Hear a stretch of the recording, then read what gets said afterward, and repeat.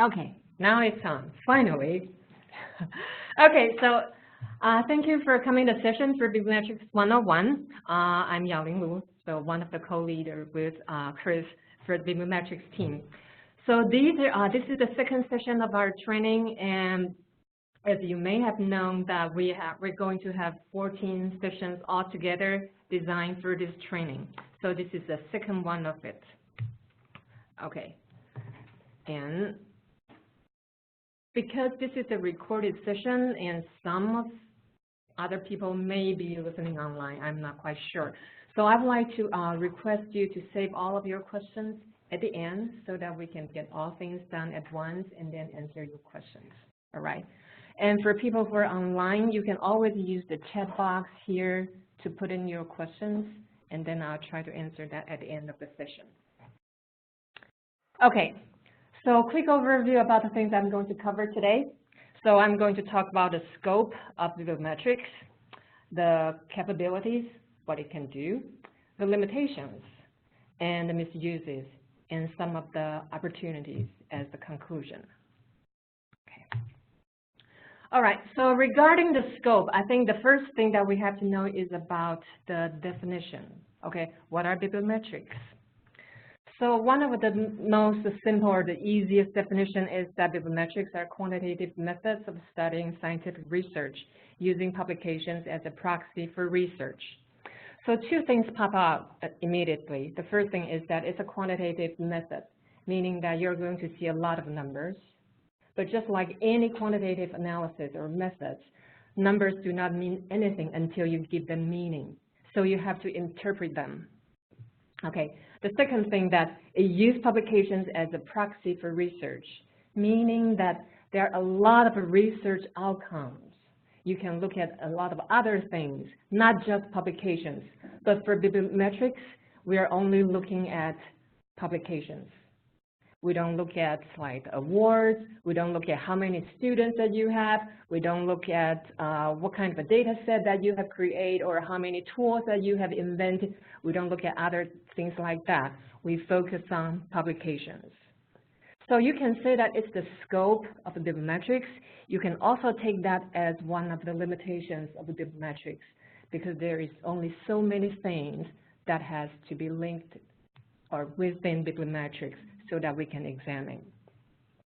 Okay, there are other related terms or other related metrics.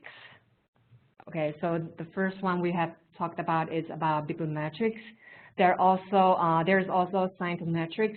So basically, it covered everything in science in general, not just publications. So all sorts of patents or data or tools, any invention generally in science that can be measured, you can use that. There is also web metrics.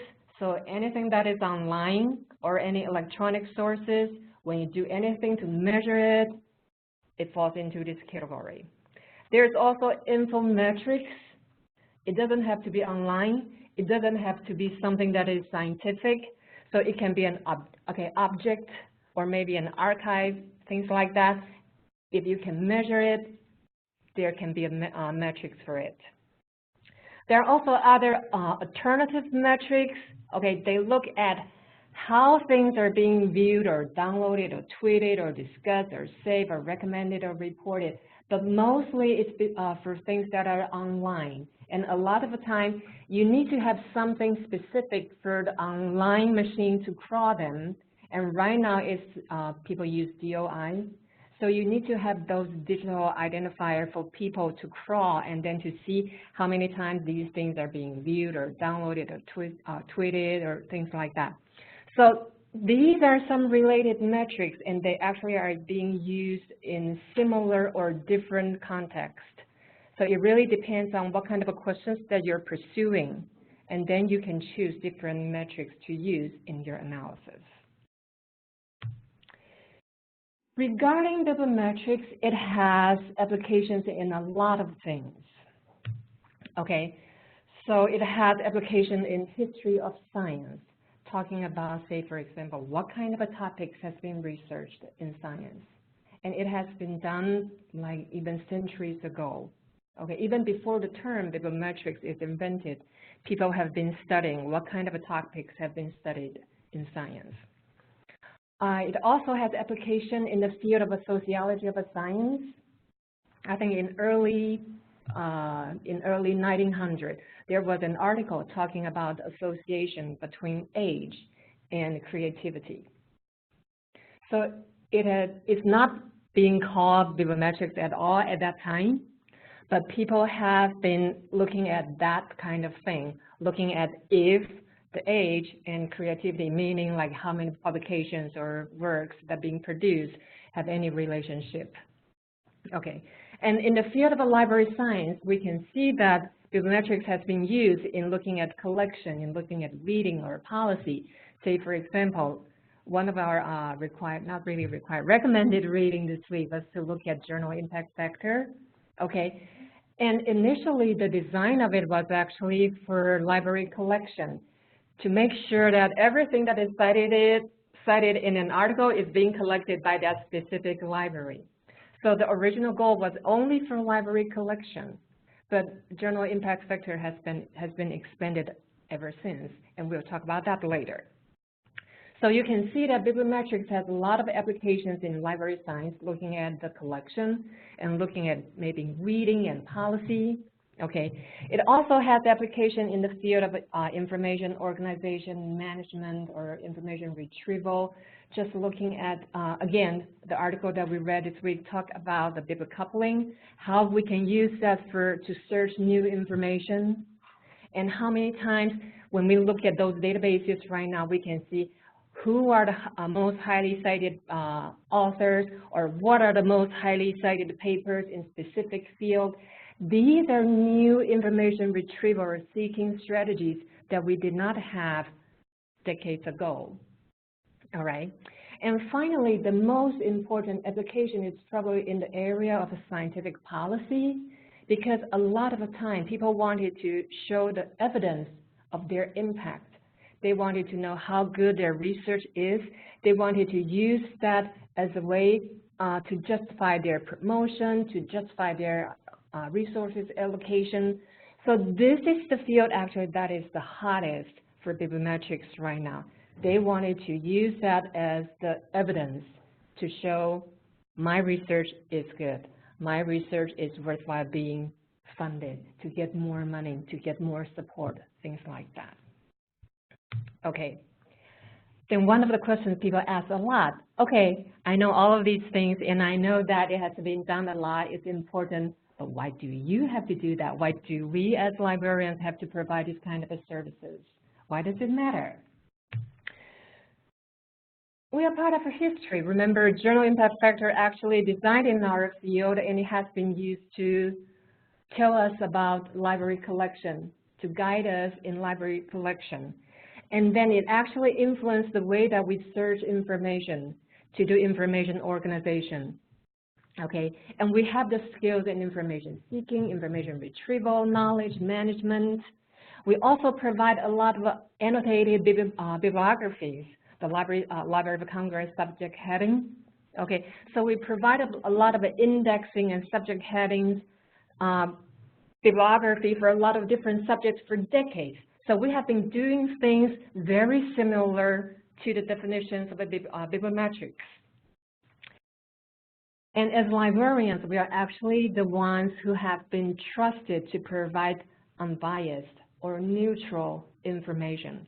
Not always accurate, I would say, but we are the ones that try to be as accurate as we can be and to provide a neutral or unbiased information.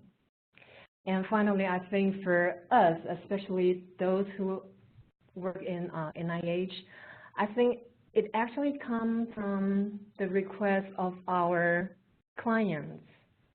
They have such needs, and we provide customized information services. So why not bibliometric services? I know it's kind of weird or odd to provide analysis as a type of services, but this is something that our clients need, and this is something that we can do, and we have been doing. So why not just add that to our repertoire? Okay. Okay. So how exactly does Bibliometrics do all of the things that I have just mentioned? The information seeking, the topic analysis thing, and to help with all of those promotion or resources allocation. Okay, so let's look at the publication data or the bibliographical data. Okay, so if you pull out any of the references in the end of an article, this is what you typically see. You're going to see the author names, okay, and you're going to see the article title, the journal title, publication date. Okay, so these are the 4 major things you're going to see in any of the references at the end of an article, right? So these are the basic data that you can use in doing bibliometric analysis. But when you submit your manuscript to a journal, you're going to submit even more.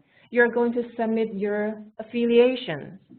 You're going to submit the full text, the abstract, and sometimes you're going to give them some of your own keywords. And when you submit it to the journal, the publisher actually are going to give you other keywords maybe, and when they're being indexed by some sort of database or a system, either Web of Science or Scopus or other system, they are going to index your journal based on, index your article based on the journal it appeared. So you can get a lot of different things. Okay, you can get what kind of a language is being written, okay, the document type, the affiliation, the funding agency, if it is being funded, if you acknowledge that, okay, acknowledgements, the text at the end, the abstract, the references that you use, keywords, citation count, ISBN number of the journal, DOI, subject category, a session number, PMID number, a lot of other things. So just pull out any of these things to do your analysis and imagine how many analyses that you can do. Okay, you can pull out public citation count and to see the relationship of citation count with all of these other things. Okay, author affiliation, or maybe keywords, or maybe specific document type or specific language, all of these things. And sometimes you don't even have to see citation count. You can just look at the specific keywords or abstract or titles or the specific subject categories to look at the kind of a research being produced. So there are so many things that you can do with bibliometrics. Just pull out any different factors that you can use. Anything that has been collected here that you can do analysis on it. Okay, so let's look at the capacities of a bibliometrics by looking at some examples that we have produced. Okay, it doesn't mean that it's everything, but I would like to say that it's a pretty quick overview about the things that bibliometrics can do. All right. So what has been studied includes 4 general areas. Okay, so you can look at the outcomes of the publications, authorship, look at research topic, and impact. Okay, by publications, usually we mean how many. And you can actually break it down by a lot of different ways or any way. Okay, publication per year, per journal, per author, per anything. Okay. You can also look at authorship. So by authorship, generally we look at 2 things. One is collaboration, okay? The other is contribution. So for collaboration, we look at who work on these research together. And we can look at different levels, individual authors, their affiliations, and maybe if the research is funded, we can look at the co-funding agencies. So there are a lot of different levels that you can look at. Sometimes you may also want to look at the country, especially for public health. Okay, they wanted to know specific country work together on the topic. And for the contribution, they wanted to look at the author by line, like who is the first or last author. Generally, they think that they are more important. They also wanted to see that if there is any gender difference, things like that. Okay. For a research topic, there are a lot of different ways people can look at that. We can look at a subject category assigned by the vendor databases. We can look at the words in your titles or abstracts. Okay, we can look at some control language, vocabulary language such as the mesh terms.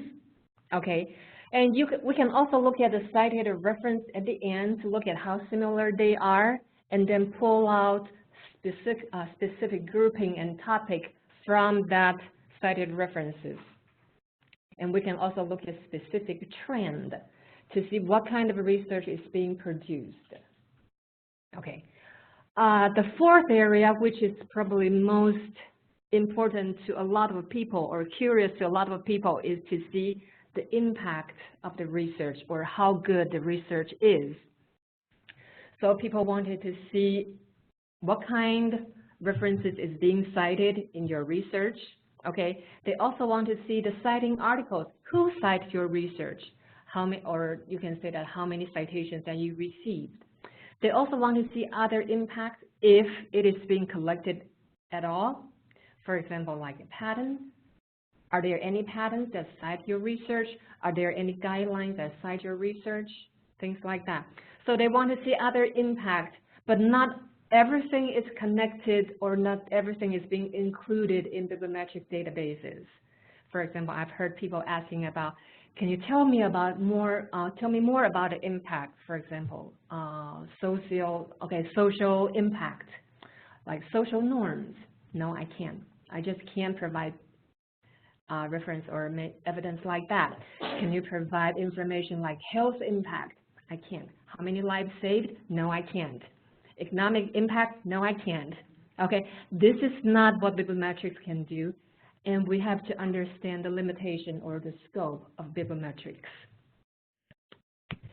All right, so these are just some examples about the things that we have done. Okay, like how many? So these are a lot of like pie chart or a bar chart, things like that, just to show you how many. And as I said, you can do these kind of things for anything, okay? Publication by year, by author, by institution, by topic, by journal, okay? We can also look at the collaboration level, like which country. You can give them a list, okay? It's easy to get that from the vendor databases. You can also create a map to show that which are the important country or the top countries that work on these kind of research. And there are times people even wanted to know more about specific income level. Are the research being produced by high-income country, middle-income country, or low-income country, things like that? And as long as we have these databases that we can link, we can do this kind of resources analysis. They also wanted to know the individual authors. Who are the authors? How do they interact with each other? Okay, so this is one example that I like a lot because it doesn't happen always. You can see that there are two clusters here, right? One major on the right, one major on the left. And there is someone in the middle actually connect these two clusters. So if we just do the similar thing as we do for the country, we can pull out a whole list of names, okay, ranked by their publication count, who has published more. We can do that easily, but we won't be able to see their interactions. So here you can see that these names are the authors. The larger the font, the more publications. And the lines connecting them are the co-authorships.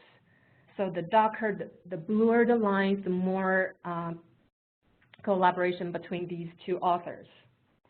Okay, so you can see that Schusterman is the one that produced a lot, and he works a lot with all of these authors. There are different groups here, and they also have different interactions. But there is someone in the middle, this author, Leo, okay, that connects the two clusters. If we just pull out a whole list of names, he probably wouldn't be the top 10 or top 20, okay? Just look at the font. He wouldn't be one of the major top authors. But when we look at the impact, you're going to find that he is kind of special because some sort of specific skills or expertise that makes him connect two different clusters, two different groups. And that's actually a different way to show someone's impact. And this is something that we won't be able to get just by showing the number, showing the publication count, showing a whole list of names, okay? But I have to say that you don't really see this kind of a gatekeeper or the bridge often, okay? And that's why I say that this is one of the examples that I'd like to share, because it is a different way to show impact. We also like to see what kind of institutions work together here. So you can see that for US CDC here, we work a lot with WHO. For the Chinese CDC, they actually work a lot with other Chinese institutions. And for their Science Academy, they work with other groups here. So this is for a specific research topic that you can see that there is specific clusters, okay, they work together with. And if you're familiar with these clusters, they may provide you with specific meaning, because a lot of time people just ask me, okay, so now I know these institutions work together or do not work together, so what? I don't always have good answers for that because I'm not within that group and I can't really provide specific meaning to it. But if you're within that group, you're more likely to provide more insights to this kind of collaboration. Say, for example, this is the co-funding agency that Chris and I and Alicia did together a couple of years ago about Ebola research.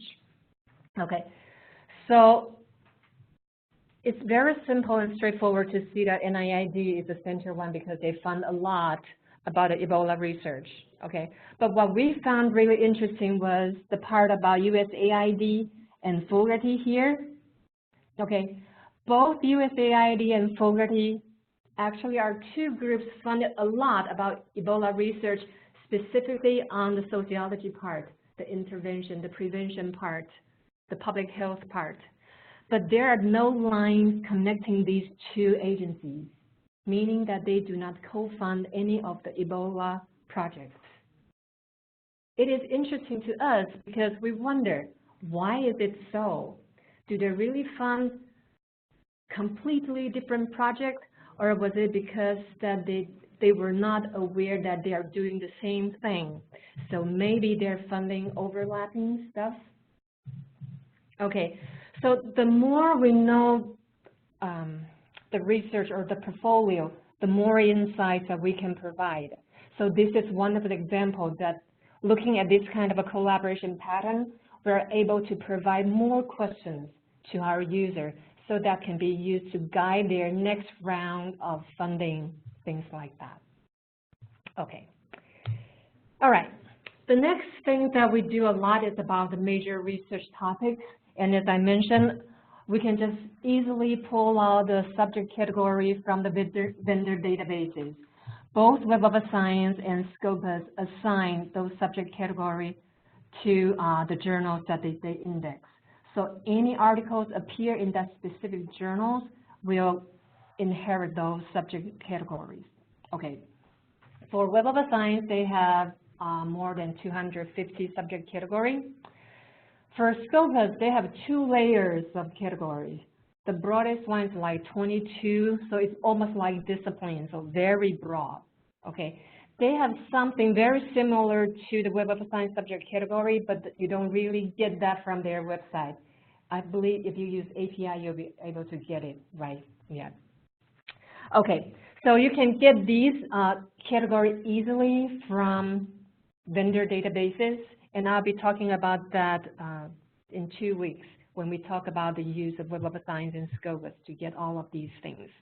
But the major complaint was that these categories can be very broad. Just imagine the 22 disciplines in Scopus, okay? And even the 250 subject category in Web of Science have been complained. People will say that although my publications, okay, my paper are in that specific journal, it doesn't really represent my research topic because it's just too broad. Okay, so we got complaints like that. In medical science or life sciences publications, a lot of times we can opt for using mesh terms. because it is at article level, so you can get a lot of details using mesh terms. But you can also imagine that each of the article will get approximately 10 to 15 mesh terms, so there can be a lot. What we do is just to focus on the major mesh terms. So usually the major mesh terms are the terms that's being extracted from their title or the purpose statement to see what, to use that to represent the major focus of the article. But same thing, if you have more than 100 articles, you're going to get probably more than 400 major mesh terms. So you're going to get a long list of tables. And when you have bigger data set, it really doesn't make any sense at all looking at the huge table. Okay, so here what I think it's not a very huge data set, maybe just 200 articles. Okay, and you can see that there are some of the major mesh terms here that you can group together to give them a better view. So this is another way that we do that, to look at the major mesh terms of the specific data set. Another way that we do a lot is to look at the similarity of the cited references in the back. So the theory behind it is that, say, Chris and I published 2 different articles, okay, and we both cite something in the end, at the end of our articles, right? So we pull out our references and to see how similar they are. And we use that as a way to see how similar our articles are, because the theory is that if we write about similar things, we should be citing similar stuff. Okay, so the more shared citations that we have in the end, shared references at the end, the more likely our articles are about the same topic or area. So this is the algorithm used in bibliocoupling, which Chris will be talking about later in the week, talking about how we can do this topic analysis thing. And Scitu will do that automatically for us. Okay, so you can see these clusters. They're actually automatically grouped by the software using that specific algorithm that I have just described, how similar the cited references are in the back. Okay. So you can see that they have different colors, different sizes, different things. So each of the dots here represent one article in your data set. Okay, and the color represents the grouping or the cluster identified by the software. So you can see there are probably maybe more than a dozen of a color, maybe 12 something. Okay, so meaning that there are 12 clusters identified by the software. So you can also say that there are at least 12 different major research topics identified by the software here. Okay.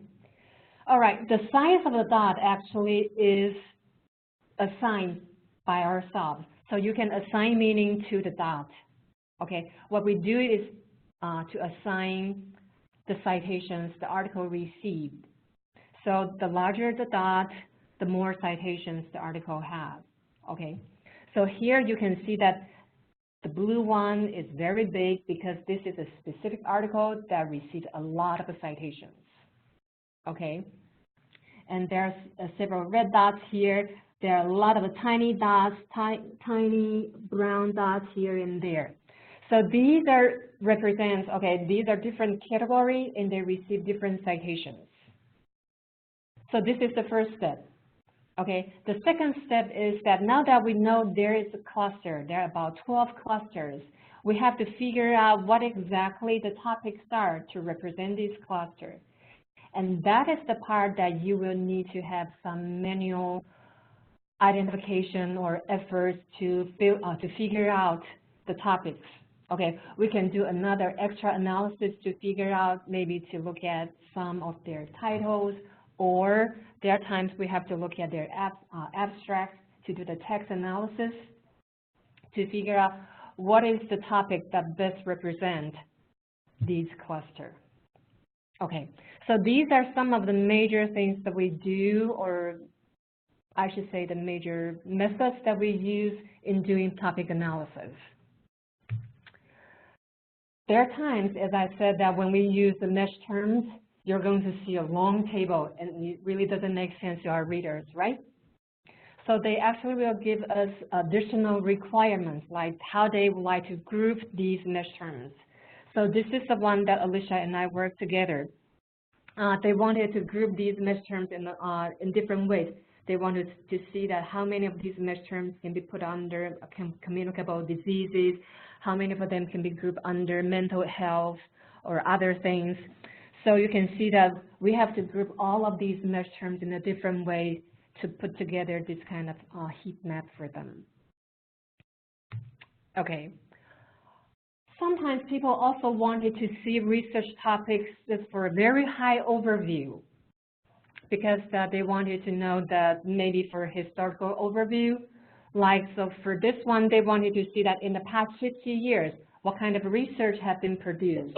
They also wanted to know that if their research has been the same, stable, or has it been changed after all. So these are just some very quick categories that I grabbed from Web of Science. And you can see that from this radar chart. It's from 1966 to 2016. And you can see that from the first 4 decades, the brown, yellow, green, and red one, or burgundy, the dark red one, the first 4 decades, the shapes or distributions are very similar, meaning that the research topics in the past 4 decades had been quite consistent or stable.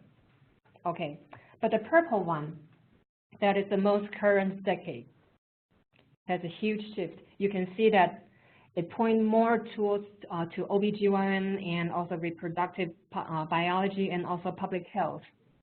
So there is a huge shift actually in the past decade, make it very different from their development in the first 4 decades. So this can be good and this can be bad. So it really, the authors or the researchers really have to go back to look at what makes this change. And the administrators went back to look at their mission statement, their strategic planning, and realized that they actually had a severe change or big change in strategic planning in terms of their research direction during that period of time. So that was aligned to their change. So it's a meaningful or intentional change. And I was happy to find that actually the research provide evidence on that to show that it really support their change. Okay. The last thing that people are interested in, or the thing that we do a lot, is about the citation impact. Okay, so here in our team, we usually use percentile rank. And I'll talk about why we use percentile rank instead of other things later in the weeks.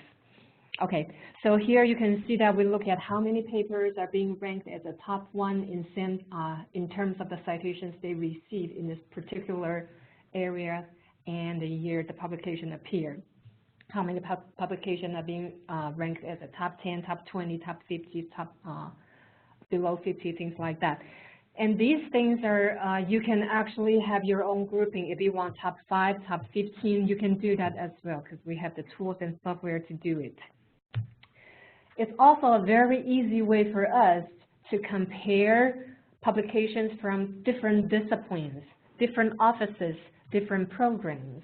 A lot of the time, it's not easy for us to compare because the way citations accumulate, they have different rates, they have different publication rates. So percentile ranks actually provide us a much better or easier way to give us the context to understand the publications. And again, I'm going to talk more later in the weeks. So this is just to show you that what has been done and why we're doing this. Okay, and remember, people ask about what are some other impact that we can use. So here we look at how many guidelines or patents cite a specific research. So these are some other programs that I don't want to name. Okay, but you can see that they have a lot of guidelines cite their research, a lot of patents that cite their research.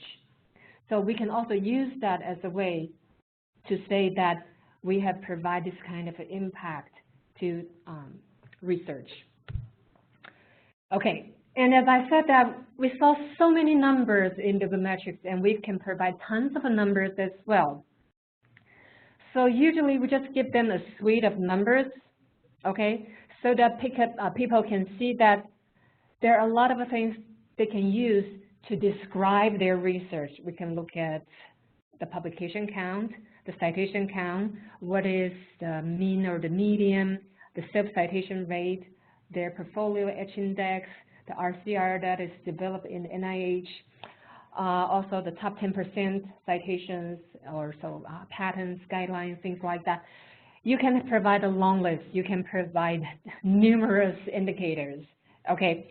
But you want to make sure that they give meaning to the research, okay? All right. So in brief, bibliometrics can do a lot of things. They can quantify, right? Give a lot of numbers. They can visualize a lot of things, okay? Starting maybe from the very beginning to see how it grows and to the current status, okay? They can also identify a pattern or problem. So remember the one we talked about, the Ebola research, talking about the co-funding thing? Okay, they help us identify a problem. And they also help us to present impact. Okay, so this is about the animal research and how we can show the impact of animal research. We compare it with other research and see that when publications have to do with both human and animal subjects, it actually has the highest citation count and also have the highest rate of highly cited papers. Okay, so just some example to see what bibliometrics can do.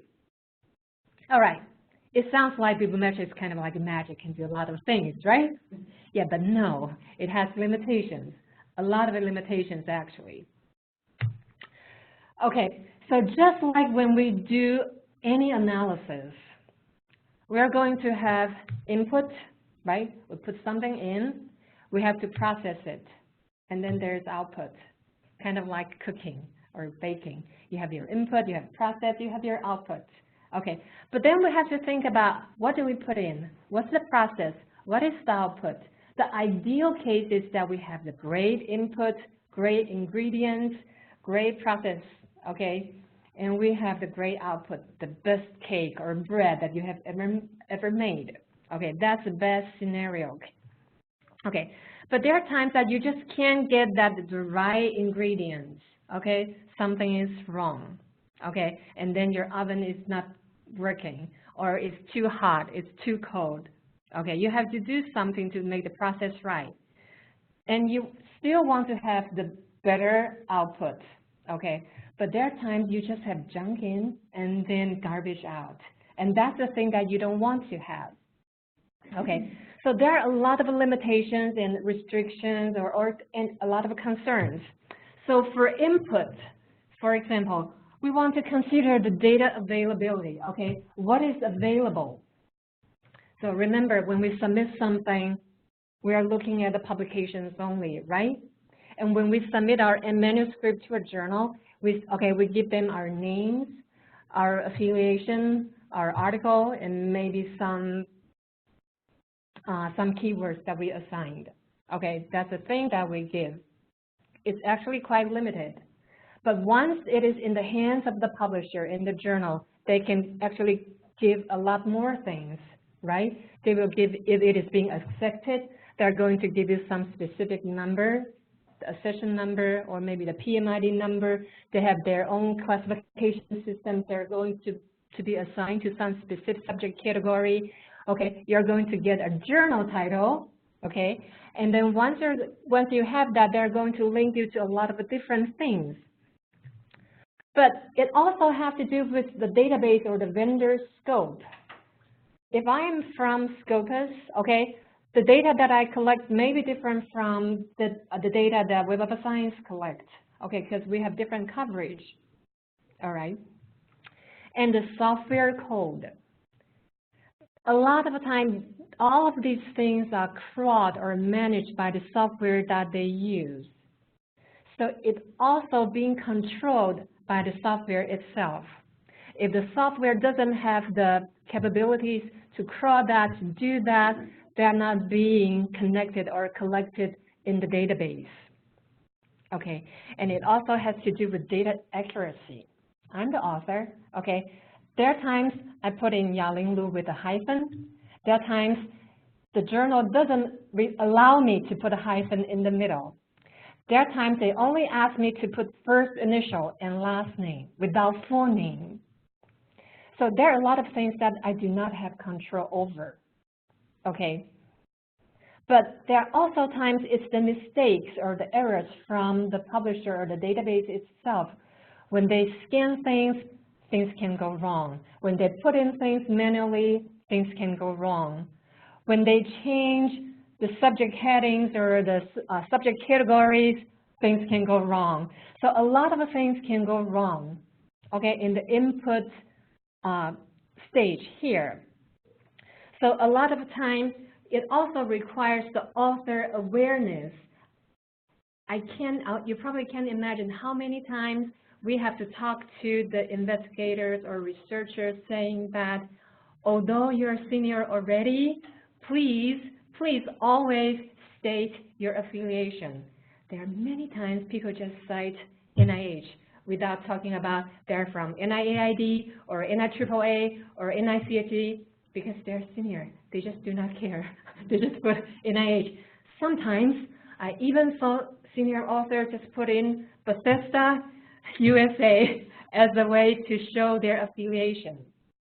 Okay, so it really acquires a lot of author awareness to make the data or the input good, because our analysis is only as good as the data. If the data is not good, we really cannot make it any better, and it takes a lot of time from us to do the cleaning. Okay, so the limitations from the process part is that we have to consider, is it really garbage in? Okay, we have to look at the data. Are they clean enough? We have to do, always have to do a lot of cleaning. Remember, especially the name part. Okay, it's not something the author can control, or maybe even the author control that already, but the publisher or the system messed it up.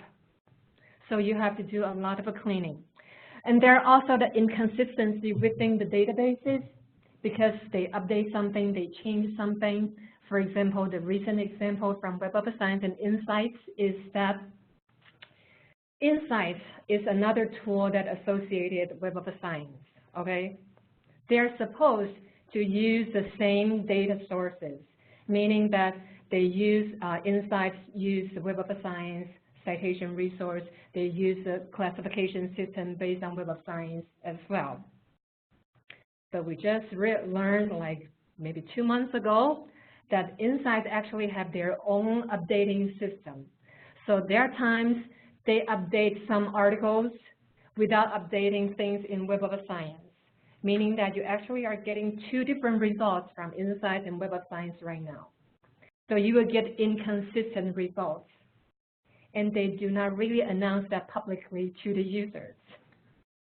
So you're going to get inconsistent results. And if you're not aware of it, you are not going to say, I'm responsible for the result. Okay, so this is, again, the limitations. The output part has limitations as well. Okay, we want to make sure that it is not garbage out. Okay, that's the worst scenario case we want to see. But there are so many things that that is beyond our control. The first thing is that all of these citation metrics have their limitations, and some have their flaws. Okay, and we're going to talk about something soon later. For example, the Edge Index has the flaws. Journal impact factors have the flaws or limitations. Okay, they have their flaws already. Okay, and also people do not consider why you cite things. So there is a contextual factors in it as well. We put a lot of assumptions under the citations. We always assume that when something is being cited, it's always a good sign. Not always, okay? So it is a limitation as well. And it also has a limitation about the software skills. Remember, the input part is controlled by the software code.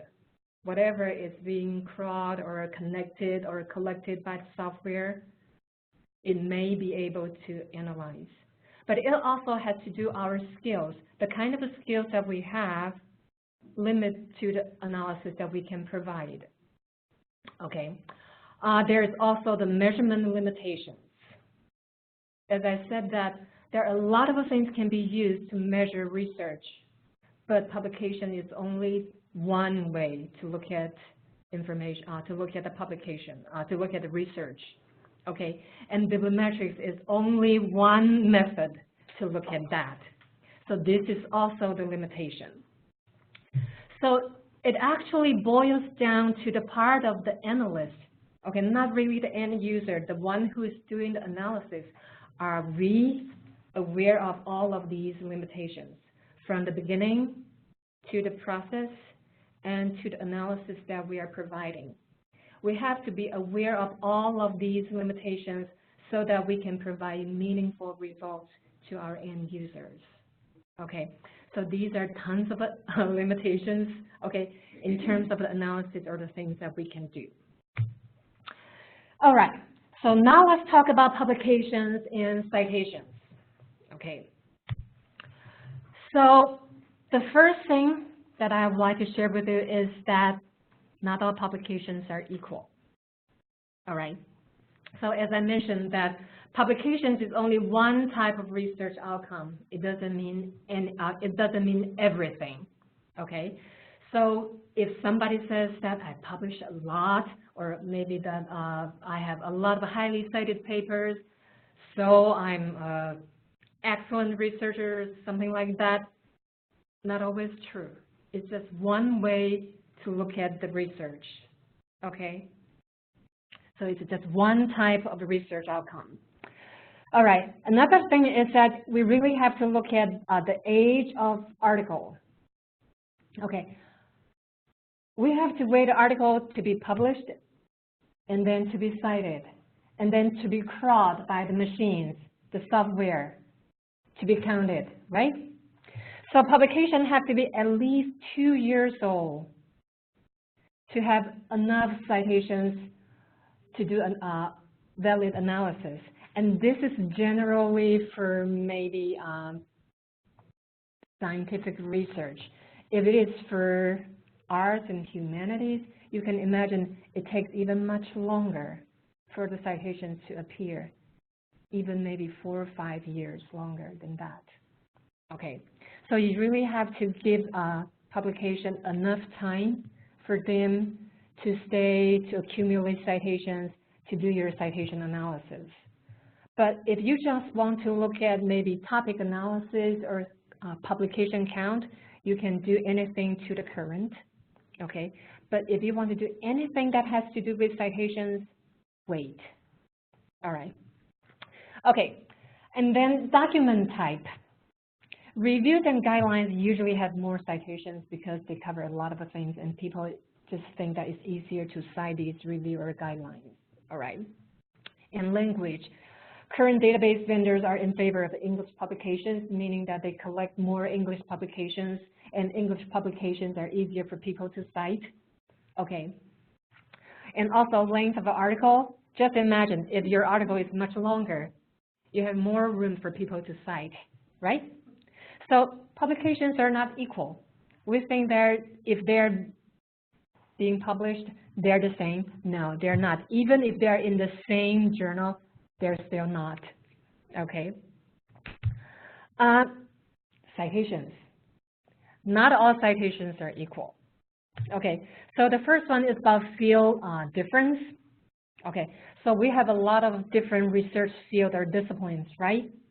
And I mentioned earlier quickly that if you're in the field of arts and humanities, the citation rate is much slower than the rates in other sciences part. Okay. So this is the chart from Scopus. Okay, I want to give them the credit. Okay, so what they said is that they found that publications in neuroscience and life science have much higher rate of citation accumulation, and you can see the bottom is arts and humanities. Okay, so from the top is the one that has much more publication and much more citations. At the bottom, they have fewer articles output, fewer citations. Okay, meaning that even if when you pull up pool publications, okay, you just can't compare the raw citations because of the nature of it. All right. Another thing is about the citation distribution. Okay, citation distribution is not the normal distribution that we see in statistics. So when you see a normal distribution, it means that you can use average to represent a lot of things. Okay, so we talk about the average age, we talk about the average height, average weight, average a lot of things, because that is normal distribution. We can use average to say that the average is something, and it is meaningful. Okay, but in bibliometrics, average citations is never meaningful unless you normalize it. Okay, before you normalize it, you really cannot use any average or mean to describe the importance of citation. And the major reason is to look at this distribution. It's kind of like the power distribution or the log distribution in statistics. Okay, so you can see that from any given journal or even any given field, you're going to see distribution like this always. So it's like 20-80 theory thing, like 20% of the publication receive the most citations, and the rest, 80% of the publication receive very few citations. So you can imagine that, okay, so here, if you just want to use the average is going to be something like, okay, the citation is probably less than 100, I would say. Right, the average would be something like here, okay? And it's actually most of the papers that are going to receive below the average, okay? And only just maybe less than 20% of those papers, okay, are above the average. And in either case, it's not fair to use the average to represent the citation impact. Okay, so you don't want to use average citation to do a lot of analysis in bibliometrics. Okay, another thing about citation is that it doesn't really provide us with context unless you really read that paper. Because right now we're looking at citation count, right? You don't know why people cite this paper. Maybe it's kind of a negative thing. It's kind of like the algorithm in Google search, right? The more it has been searched, it pops out first. But it doesn't really mean that it's the best one. Okay, so it doesn't provide you with a context. And people also argued that we actually have to give different weight for the citations in different locations of the text. Say that the citations, the references that in introduction, in literature review, in methods, or in discussion session, they should have different weight, okay? It's just that we still do not have the consensus how to weigh them, because there are so many different ways that you can give. Sometimes people would think that the discussion part is most important, because this is the part that you're giving to talk about your results. Sometimes people think that the methodology part is actually the most important thing, because that's the way to provide foundation for your research. So there's no consensus about which part is the most important, but people are pushing to the direction that we should give different weights to the citations appear in different locations of the text. Okay, and we also assume that all of the citations are correct. Okay, but based on the systematic review in Cochrane, they found that more than 1/3 of biomedical journals articles have citing errors. Okay, So they cite something, but that something doesn't really support what they say. Okay, and there are times they made mistakes in those citings. So just imagine, like 1/3 of the biomedical journals articles have citing errors, and we actually are providing analysis on these errors as well. Okay, there's also gender difference.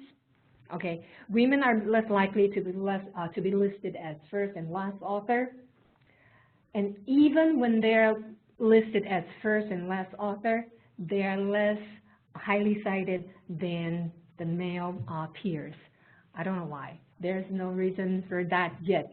Okay, but they found that even when you pull out articles from the same discipline, okay, when you compare male, female as first author, last author, compare the citations they receive. Male as the first and last author receive much higher citations than female first author, last authors. Okay. All right. So we talked about a lot of limitations of bibliometrics and also some of the specific characteristics of publications and citations. Okay, I want to talk about some of the misuses of bibliometrics. Okay, some of the things that have been created for so long, and then it's so popular, people started manipulating it. Okay, the two most notorious ones are probably journal impact factors and H-index.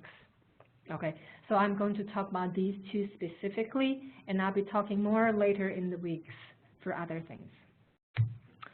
Okay, remember we talked about that citation distribution is not normal distribution, so you don't want to use the mean or average citation to describe a lot of things. Okay, so this is one thing that people used to, one mistake people used to make. They want to say that, okay, the average citation in our group is blah, blah, blah, or the average citation of my publication is blah, blah, blah. Okay, the major mistake was that even within one office or one group, the publications can be very different, can cover different groups, different fields, different disciplines. And remember the chart from the Scopus, okay? Different fields have different rates of citation accumulations. It means that they're going to have different average. So you don't want to use that average. And even for that field, it's still not normal distribution. And you still can use that average. Okay, so this is one major mistake that people used to make. Okay, and as I mentioned, that citation rates are influenced by a lot of different things. Okay, the discipline, publication age, document type, size of the field, and also bias. Okay, there are a lot of times we just cited something that we know my mentor, my advisor told me to cite, or because she or he is my student, I want to promote her, so I cite her article. So there are a lot of bias. Sometimes we are aware of it, sometimes we are not aware of it. There are also times we think that he or she is my competitor, so I'm not going to cite his work at all. And it happens. It has been discussed. All right? So a lot of things that bias that we are aware or unaware, consciously or unconsciously, that we create this kind of bias situation. So for journal impact factors, okay, remember, this is the one that created or first proposed by Eugene Garfield in 1960 something. I think it's 55 when he first proposed this, and then further elaborated later. Okay, and actually in the very beginning, the intention was to use that to make sure that he analyzed all of the references in the end, okay, to make sure that all of the journals are being collected by the library. So it was being used to inform library collection. All right, and that's it, okay? But how do we calculate that actually becomes a much bigger problem, a serious problem? So I'm just going to use the journal impact factor in 2015 as an example, okay? So So for any journal impact factor of 2015, this is the formula that you're going to see. There's a numerator and denominator, okay? The denominator is citable items from the previous 2 years, okay, 2013 and 14. And then the numerator, okay, the numerator is the total citations received in all items in 2015, okay? So please make a note of 2 things, okay?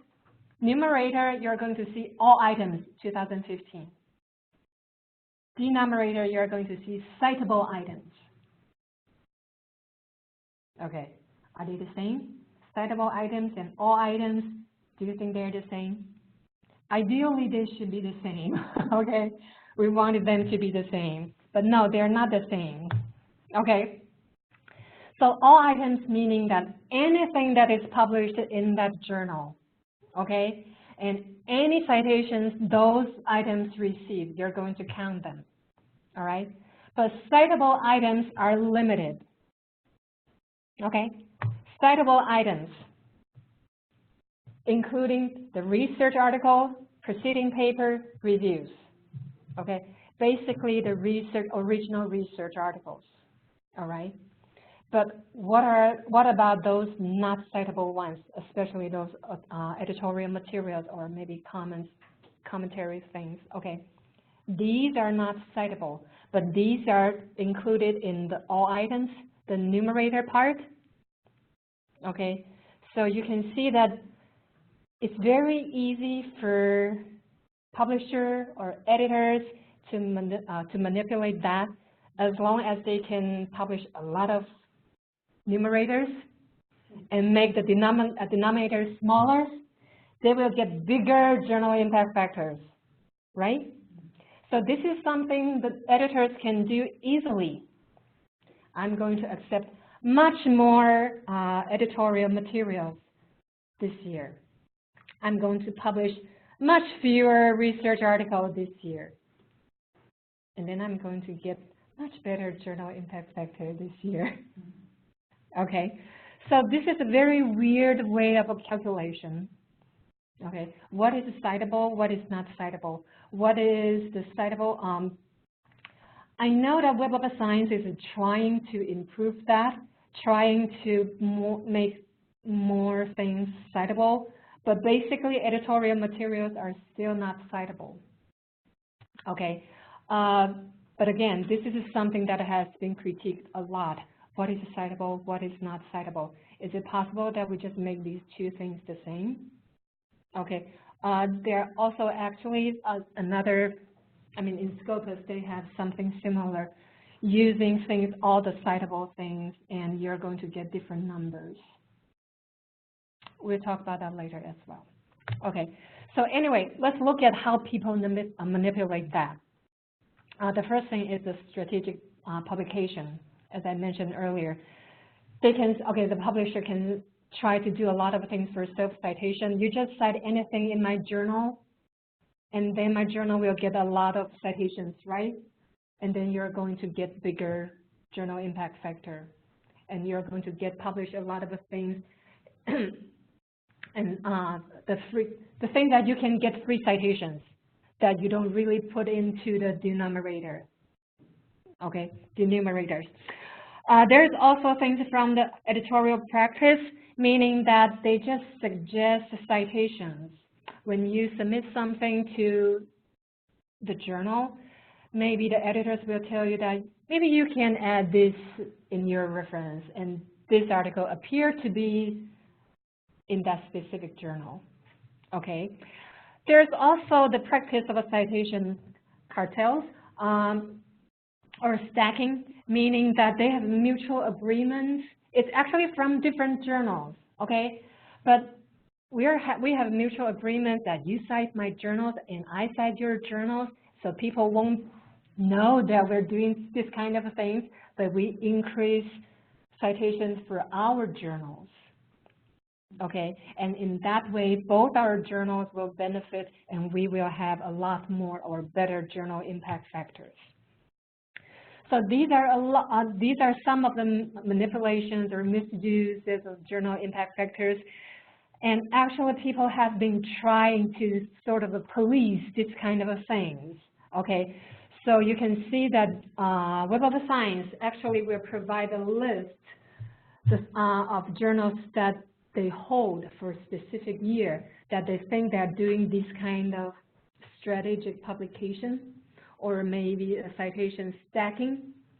Okay, meaning that they're not going to give them journal impact factor for a few years until they think that the journal has started working normally again. Okay, so these are some of the problems and misuses, and people are trying to correct it, okay, but not always successful because it's really hard to identify that. And people are very smart in doing these kind of things. Okay, there is a statement from DORA, San Francisco Declaration about research assessment. And there is one general recommendation about journal impact factor. Okay, what it says is that do not use journal-based metrics such as journal impact factors as a surrogate measure of the quality of the individual research articles to assess an individual scientist's contributions in hiring, promotion, or funding decisions. So this comes from the background that because so many people are using journal impact factors, they started asking researchers to put journal impact factors in their statements, saying that I want to see your publications or your journal impact factors in your narratives. And I would like to use that as a way to see how good your research papers are or how good your research is. But remember, when you look at the formula for journal impact factors, or when we look at earlier the intention of journal impact factor, it has nothing to do with individual paper or individual research at all. It is about collection. It is about a distorted average of citations of the journal, right? So the best we can do is actually to use journal impact factors to describe the journal, not really about the paper or the researcher. So this is why we have this DORA statement saying that you don't want to use journal impact factors to describe your individual articles, even in that specific journal, or your research. Okay, when you publish something that has high journal impact factor in that journal, it only means that it is a good journal. It doesn't mean that your research is good. It doesn't mean that your publication is good. Your article can be the article that in the 80%, all right? Okay, so this is a statement that they make. So we want to recommend people to have some responsible use of the journal impact factor. Okay, so journal impact factor can be a good predictor of journal quality. Okay, and this has been researched already, okay? But it is a poor one for individual paper or individual researcher performance. So basically, you don't really see correlation between these two. Okay. So one of the stories that I'd like to share with you is that, so in one of the staff meetings that I went to in one of the ICs, I heard the director announcing, talking to the staff saying that he wanted their PIs to publish publications in journals with journal impact factors with 6 or higher next year. They use that as a goal. Okay, to publish in the journals with journal impact factors of 6 or higher. I have to tell him that, no, it's not correct. You really cannot say that. Okay, so I bring the publication fields of his IC and show him that there are more than 12 different fields in your IC. These are the major fields. Each of the fields have different citation rate, different journal impact factors, because journal impact factors have to look at the specific fields. So when you say 6, which specific field are you looking at? If you're looking at neuroscience, it has to be much higher. If you're looking at statistics, it has to be much lower. So what's the field that you're looking at? So I really have to bring in a lot of other materials to support what I'm going to discuss with him, to let him know that this is not way to encourage publications in your IC or in your office or in your group. Okay. And then he said, okay, so how about that I just told my staff that you have to publish in the field of public health, for example, that with journal impact factors of 6 or higher. And if you know public health, you know that 6 is a pretty good number for the journals in that field. It's okay, it's not too bad, but as I mentioned, your office publishes much more than public health. So what about other fields? What do you do? So I told him that a better way is probably to look at percentile rank again. Okay, so this is the thing that I show him. Okay, if you say that all of the paper are published in a journal with journal impact higher than 6, it's really meaningless. Okay, it doesn't make sense, it's meaningless, it's not helpful. If you say that all of my papers are published in journals with journal impact factor higher than 6 in the field of blah, blah, blah, it's much better, clear, okay? And if you know public health and you know that it's pretty good, all right? But it doesn't help if when people publish in other areas, and people do publish in other areas. So I think a better way is that all of my papers are published in the top 10% journal impact that ranked journal in their fields. And you can get these journal impact, these ranking from JCR, journals associated with journal impact factors. Okay, so they have specific discipline or areas, and they rank the journals in terms of the journal impact factors. They tell you what are the first quarter or quartile, what are the second, third, but they just want to focus on the top 10%, that's fine. Okay, and I think this is a much better statement than telling the PI that you have to publish something that is better than 6. Okay, because there are so many different areas that people publish. When you get that ranking in JCR by impact factor, is that what they're doing there? Yes. Okay. Yeah, they actually provide you with the rank of top quartile, like top 25%. So if you want to see the top 10%, you have to pull out, you can download the list and then do your own math. It's pretty quick actually, but I will show you. Yeah, don't worry. Okay. So I think this is a much more better use of journal impact factor, and I would also think that it's a much more reasonable use of journal impact factor when we want to use that to encourage publication or to use it as a standard to see how good the journals are. Okay. Another one is about H-index. And rumor said that H-index has been included in the PI evaluation here in NIH. And I heard that for people to be promoted to senior investigator, their H-index has to be at least 30 or something, regardless of the field. Okay, rumor said. All right, so H-index is proposed by George Hirsch in 2005. Okay, basically the way to calculate that is pretty straightforward. If you have a graph, you want to find the 45-degree line, meaning that you want to have the same number of publications and same number of citations. So say that if I publish 10 papers, but I have only 5 papers that have been cited at least 5 times, then my H-index is 5. Okay, so you want to find that 45-degree line. Okay, that has the same publications and same citations. All right, but why? Hirsch doesn't say why. So it's very arbitrary.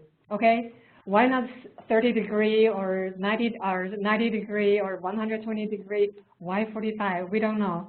So it's a very arbitrary definition and formula. You just have to find the number that is the same, okay? Okay, So let's do a very quick practice. There are 3 scholars here, A, B, C, and they have published 1, 2, 3, 4, 5 articles, okay? And they have the same average citation, okay? It's all 3.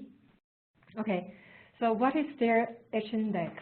Let's do this practice together. Remember, you have to have the same number of publications and same number of citations.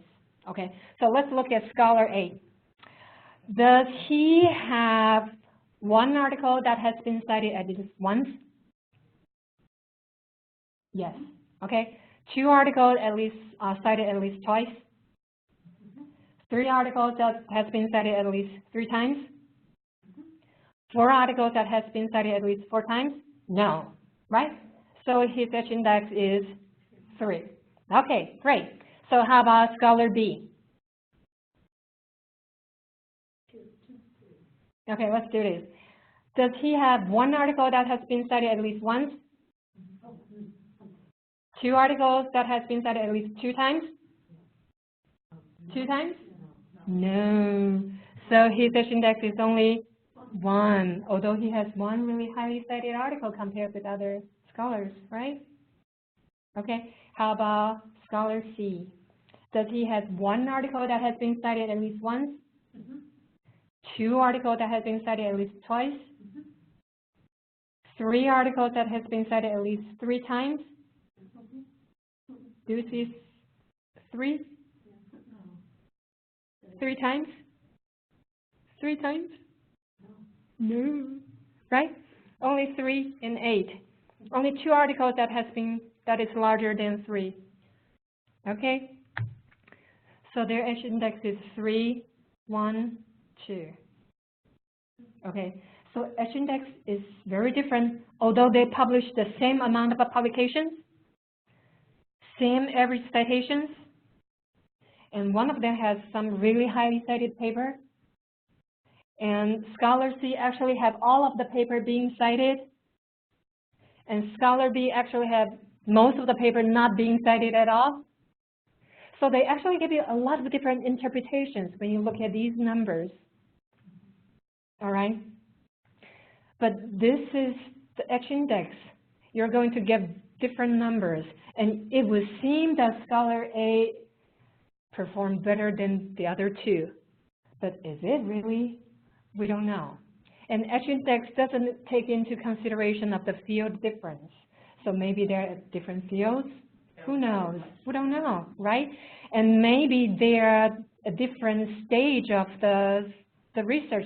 Some are a little bit slightly senior because they only look at the citations, and citations can only increase unless your articles are being retracted, right?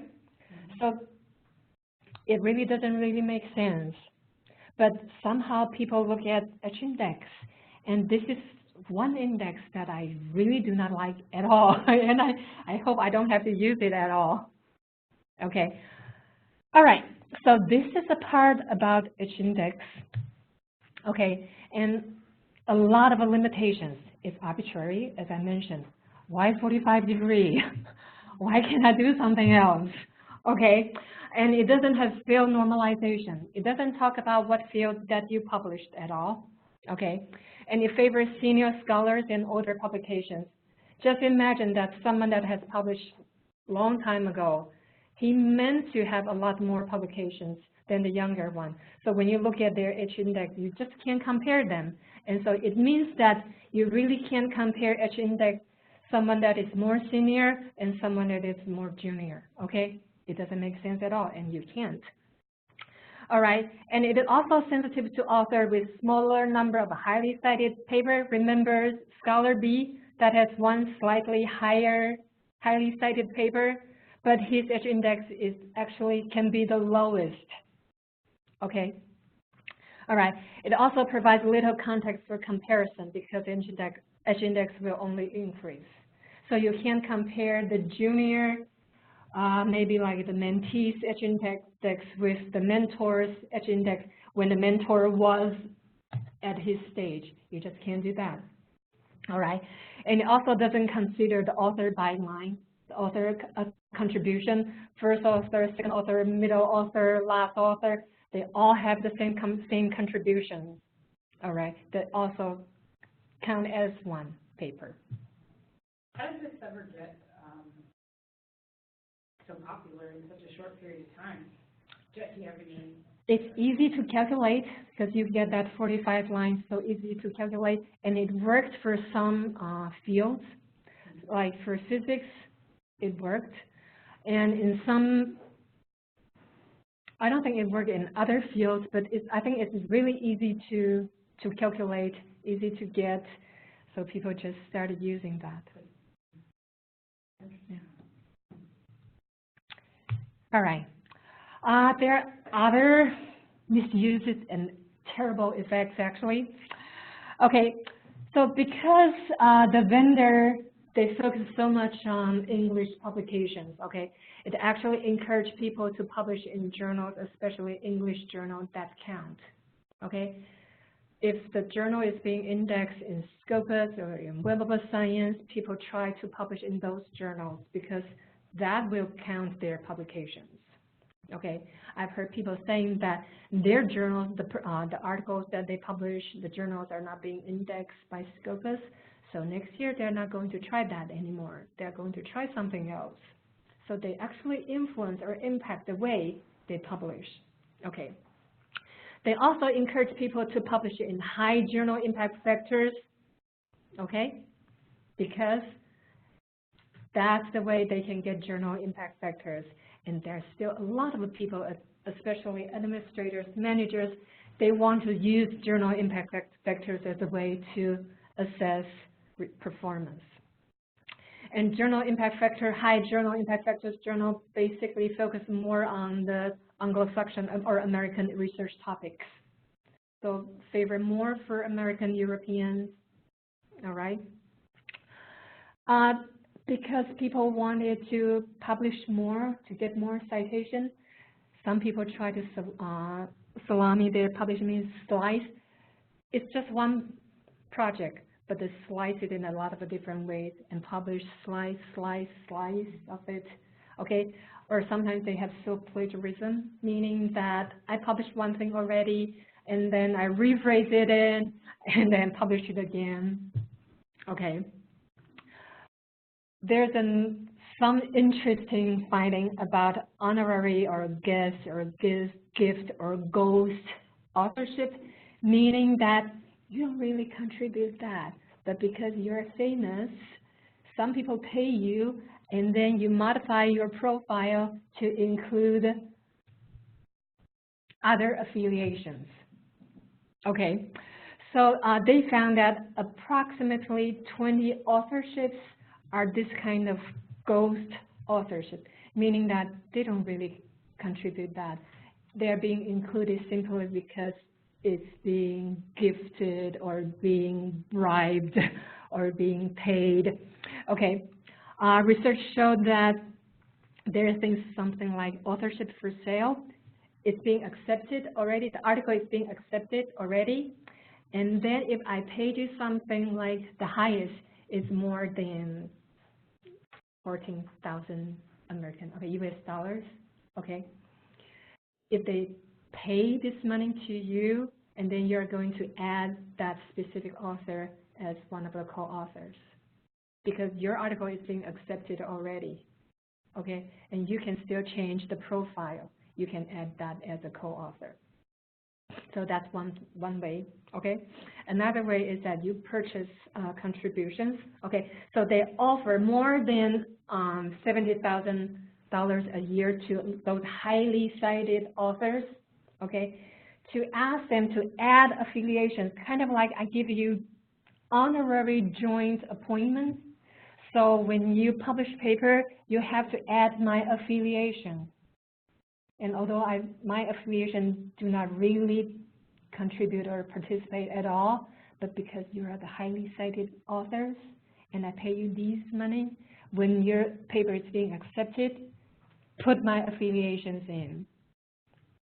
All right, so there are a lot of misuse and terrible use of these kind of because of these journal impact factors or H-index or things like that.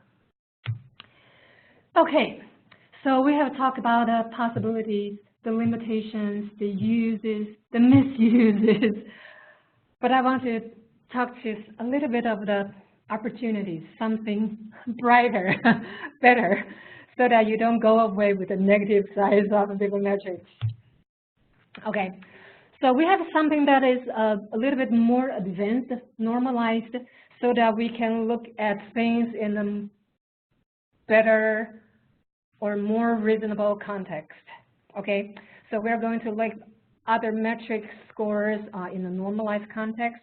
We're going to look at the percentile ranks, and we have to look at, to talk about RCR, although we don't like it, but we still have to talk about it. Okay.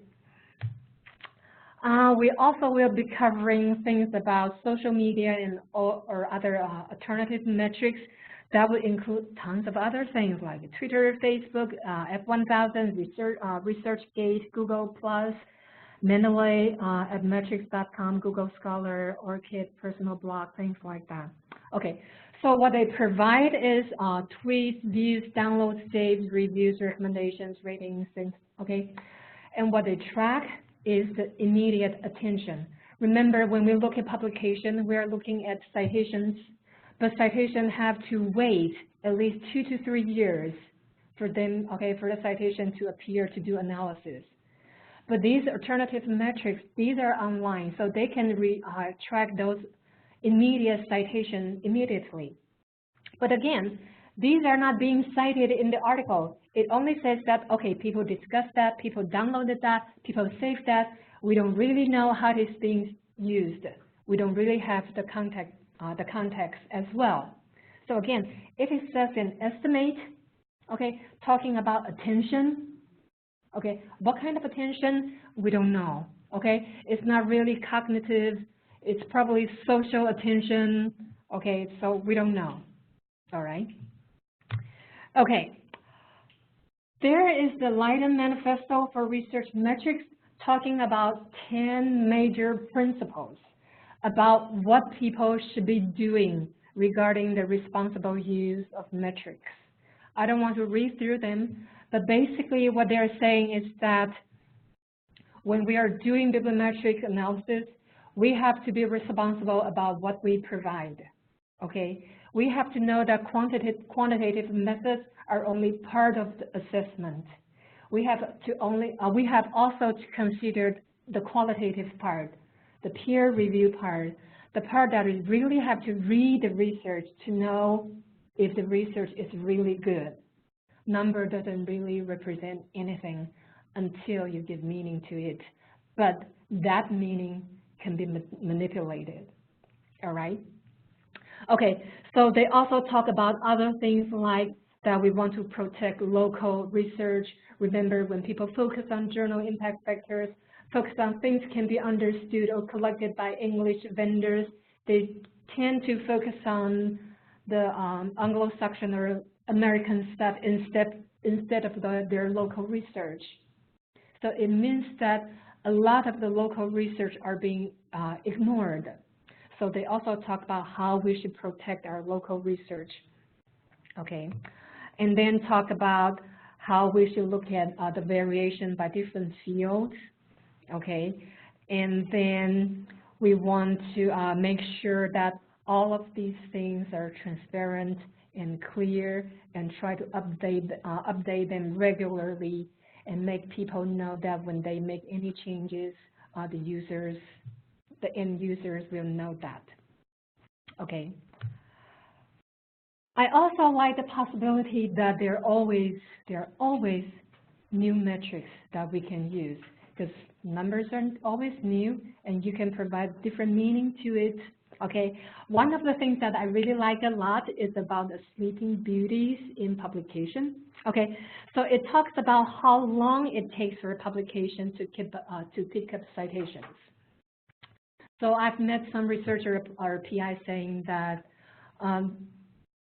their best research or papers are not their highly cited papers or have been cited very few.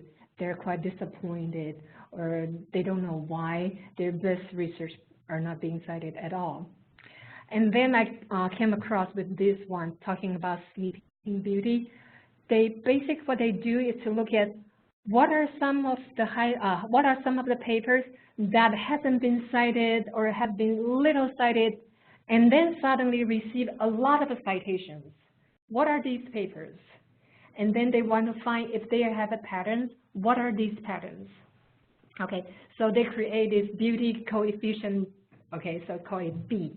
So it's a value based on the number of the citation the paper has received and how long after publication it gained them. Okay, so they have these things. So these are the top 15 Sleeping Beauties based on their calculation, and that paper is published in 2015. And you can see that the top one is actually the Sleeping Beauty, or you can say that it awake after almost 100 years. It was published in 1906, and the peak received in 2002. So after 100 years, okay, the princess awake. All right. So these are the top 15, and you can see that at the bottom here, the one from Einstein, is the one about the quantum theory. It's the top 14. And if you look at the journal, you can see that the fields are almost all about chemistry, physics, and math or statistics. Okay, so the authors, okay, assume that a lot of the time these Sleeping Beauty came from the fields of physics, chemistry, and statistics because they provide theories that cannot verify until the technology advanced to prove them right or wrong. And that's why they have the awakening at like 50 or 100 years later. And they actually have a very interesting example about the article by Garfield, the one he wrote about journal impact factor in 1955. Okay, it's also one of the Sleeping Beauty, although not the top ones, but it's one of the Sleeping Beauty because it's published in 1955, but the peak arrived in 2002. Okay, so it's also 50 years apart. But you can imagine the advance of the technology helped a lot to verify, to improve that. So it's also one of the things that people talked about, that it's possible that your work is too advanced, too important to be verified at this point. But be patient, okay? So my final remarks for any presentation I make or any talks that I have for my PIs or for the audience is that be patient, okay? You can be one of the Sleeping Beauties, okay? And please also remember that all publication metrics have limitations, okay? And we want to be a responsible user and service provider. And we always want to use a suite of metrics because there are so many things that you can describe, so many numbers, okay? And you want to use citation score together with qualitative assessment because numbers are only part of the assessment. And finally, I want to give credit to my partner, Chris, because he developed a very nice graph that we always include in any reports that we provide. We let our user know that although our analysis provide quantitative data that can be used to evaluate author and institutions, the limitations of bibliometric analysis mean that they should not be used as the sole criteria for any evaluative purpose. Bibliometric data should always be used in combination with other forms of evaluation, such as peer review, to make final decisions. And you really have to read the paper, the research itself, to know how good or how bad it is. Okay? All right, so this is the end of my 101. So let me know if you have any questions, and I can take questions right now. Can I stop my recording right Yeah, now? click the